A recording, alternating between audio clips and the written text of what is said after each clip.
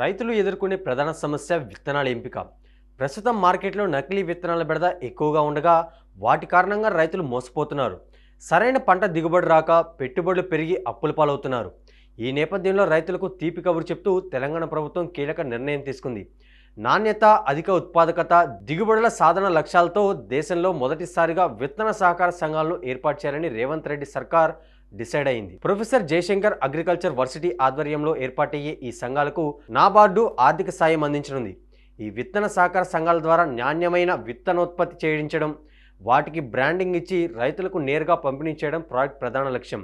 ఇందులో రాష్ట్ర వ్యవసాయ, సహకార శాఖలు భాగస్వాములుగా ఉంటాయని అధికారులు చెబుతున్నారు. ప్రస్తుతం దేశంలో విత్తనోత్పత్తికి తెలంగాణ కేంద్ర స్థానంగా ఉన్నప్పటికీ ఎక్కువ శాతం విత్తనోత్పత్తి సంస్థలు ప్రైవేట్ కంపెనీల చేతుల్లోనే నడుస్తున్నాయి.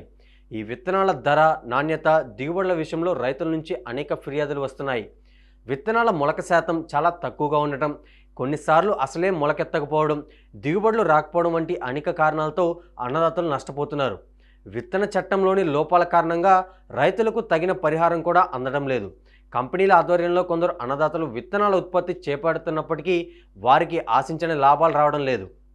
ఈ పరిస్థితుల్లో రాష్ట్రంలోని విత్తన వ్యవస్థపై వ్యవసాయ విశ్వవిద్యాలయం ప్రత్యేకంగా అధ్యయనం చేసే ప్రభుత్వానికి ఒక నివేదిక ఇచ్చింది. ఆ నివేదికలో రాష్ట్రంలో విత్తనాల ఉత్పత్తి, నిల్వ, పంపిణీ విధానాలను ఇంకా బలపరచాల్సిన అవసరం ఉందని పేర్కొంది. ముఖ్యంగా రైతులే భాగస్వాములుగా ఉండేలా విత్తన సహకార సంఘాలు ఏర్పాటు చేస్తే నాణ్యతమైన విత్తనాలను రైతులకు సులభంగా అందుతాయని సూచించింది. ఈ నివేదికను పరిశీలించిన ప్రభుత్వం అగ్రివర్సిటీ నుంచి పూర్తి వివరాలతో ప్రతిపాదనలు కోరింది. తర్వాత అగ్రివర్సిటీ అధికారులు నాబార్డుతో చర్చలు జరిపారు. వ్యవసాయ రంగ అభివృద్ధి కోసం ప్రోత్సాహక నిధి కింద గ్రాంట్ ఇవ్వడానికి నాబార్డు ముందుకు రావడంతో విత్తన సహకార సంఘాలు ఏర్పాటుకు సంబంధించిన ప్రతిపాదనలు అగ్రివర్సిటీకి సమర్పించింది. రాష్ట్ర వ్యాప్తంగా తొలి దశలో మొత్తం 97 విత్తన సహకార సంఘాలు ఏర్పాటు చేయాలని ప్రభుత్వం నిర్ణయించింది. ప్రతి జిల్లాకు 3 చొప్పున ఒక జిల్లాలో 4 సంఘాలు ఏర్పాటు చేస్తారు.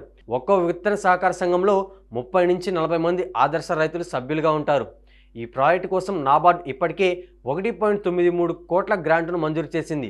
దానికి అనుగుణంగా అగ్రివర్సిటీ కార్యాచరణ ప్రారంభించింది. ఈ సంఘాల్లో ఉన్న రైతులు నాణ్యమైన విత్తనాల ఉత్పత్తి, శుభ్రపరచడం, ప్యాకేజింగ్, నిల్వ మరియు పంపిణీ విధానాలపై ఇతర రైతులకు శిక్షణ ఇస్తారు. ఈ సంఘాలు తయారు చేసే విత్తనాలకు తెలంగాణ సీడ్ అనే ప్రత్యేక బ్రాండింగ్ ఇస్తారు. ముందుగా వ్యవసాయ సహకార సంఘాల సభ్య రైతులకు ఈ విత్తనాలను అందిస్తారు. అవసరానికి మించిన విత్తనాలను ఇతర రైతులకు కూడా రాయితీ ధరలపై విక్రయించనున్నారు.